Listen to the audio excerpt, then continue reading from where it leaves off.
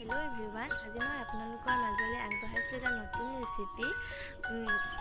ৰেচিপিটো মই টেকেলিত বনাই দেখুৱাম।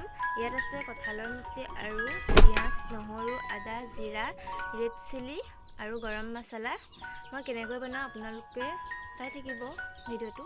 লগতে মই গৰম তেল আৰু দৈ দি ভালদৰে সানি ল'লোঁ। মই এয়া কলহটোত ভালদৰে ভৰাই লৈছোঁ। তাৰপিছত ভাপত দিম। আমি এতিয়া টেকেলিটো জুইত দিছোঁ। আপোনালোকে ভিডিঅ'টো চাই থাকিব। এয়া আমি কঁঠালৰ মুচি এতিয়া টেকেলিৰ পৰা উলিয়াবলৈ লৈছোঁ। কঁঠালৰ মুচি হৈ গ'ল। কিমান ধুনীয়া লাগিছে দেখিছেনে বাৰু? আপোনালোকে এনেদৰে খাই চাবচোন, বহুত ভাল লাগে। যদি মোৰ ভিডিঅ'টো ভাল পায়, like, comment, share and subscribe কৰিবলৈ নাপাহৰিব।